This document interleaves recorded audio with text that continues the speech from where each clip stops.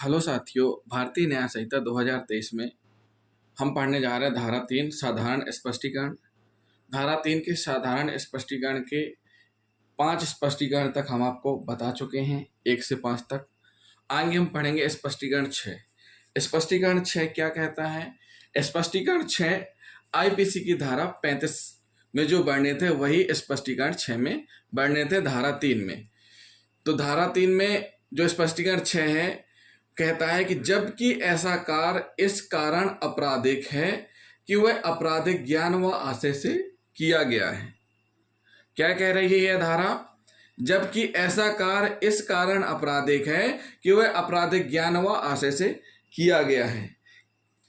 इस धारा में यह उल्लेख है कि किसी व्यक्ति पर तब तक संयुक्त दायित्व आरोपित नहीं किया जा सकता जब तक अभियोजन पक्ष द्वारा यह साबित न कर दिया जाए कि उस व्यक्ति को अपराध के विषय में जानकारी थी या उसे करने का उसका आशय था। फिर से समझिए साथियों इस धारा को। इस धारा में उल्लेखित है कि किसी व्यक्ति पर तब तक संयुक्त दायित्व आरोपित नहीं किया जा सकता जब तक अभियोजन पक्ष द्वारा यह साबित न कर दिया जाए कि उस व्यक्ति को अपराध के विषय में जानकारी थी, उसे करने का आशय था। मतलब अभियोजन मामला कोर्ट में पहुंचता है, चालान पेश होने के बाद आरोप लगते हैं, आरोप जो लगते हैं उनके आधार पर सुनवाई चलती है। उस दौरान जो अभियोजन पक्ष मतलब जो फरियादी पक्ष रहता है वो अभियोजन पक्ष कहलाता है। तो अभियोजन पक्ष द्वारा जब तक यह साबित ना कर दिया जाए कि उस व्यक्ति को अपराध के विषय में जानकारी थी या उसे करने का आशय था। उदाहरण के लिए यदि दो व्यक्ति मिलकर का को पीटते हैं जिससे उसकी मृत्यु हो जाती है, तो यदि यह साबित कर दिया जाता है कि दोनों अभियुक्तों का समान आशय का की मृत्यु कारित करने का था, तो दोनों की धारा 34 के अंतर्गत संयुक्त रूप से दायित्वधीन होंगे। क्या होंगे?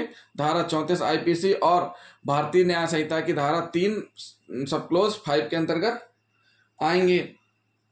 परंतु क्या कह रहे हैं? यदि अभियोजन दोनों अभियुक्तों का समान आशय साबित ना कर सके तो उसे यह साबित करना होगा कि उनमें से प्रत्येक अभियुक्त को अपने कार्य के कारण का की मृत्यु को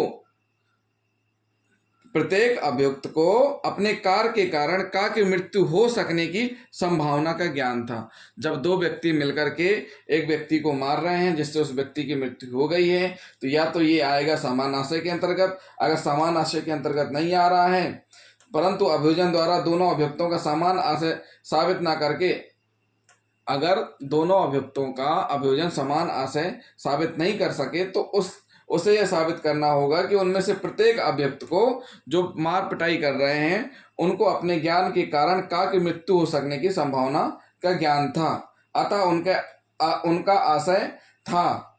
क्योंकि इस प्रकार के मामले में यह संभव है कि उन दो अभियुक्तों में से एक का की हत्या करना चाहता हो, दूसरे का आशय का की पिटाई करना मात्र हो। ये स्पष्ट कर दिया। मान के चलिए दो दोस्त हैं, किसी एक व्यक्ति को पकड़ लिए। अब दो दोस्त हैं, हो सकता है उनमें से एक दोस्त की उससे बुराई हो, दूसरा दोस्त की उससे बुराई ना हो, लेकिन जिसकी बुराई है वह उसको जान से मारना चाहता है, लेकिन दूसरा जो उसका साथ दे रहा है उसका उद्देश्य जान से मारने का ना हो, तो उस स्थिति में ये धारा लागू होती है। साथ ही साथ हम आपको बताएंगे इस धारा के लिए आवश्यक तत्व कौन कौन से हैं। सबसे पहला तथ्य है आपराधिक ज्ञान या आशय से किया गया होना चाहिए। क्या होना चाहिए? आपराधिक ज्ञान या आशय से किया गया होना चाहिए तथा ऐसे आपराधिक ज्ञान या आशय को साबित किया जाना चाहिए। क्या किया जाना चाहिए? ऐसे अपराध या ज्ञान को साबित किया जाना चाहिए। जिस सीमा में क्षति कारित की जाए उस सीमा तक दोषी ठहराया जाए, यह इस धारा का मूलभूत नियम है। अर्थात कारित अपराध में यदि कई व्यक्ति सम्मिलित हैं तो यदि उनमें से सभी ने कुछ ना कुछ करके क्षति पहुंचाई है तो इस तरह के व्यक्ति संबंधित अपराध की बाबत कारित की गई क्षति की सीमा तक ही दायी होंगे।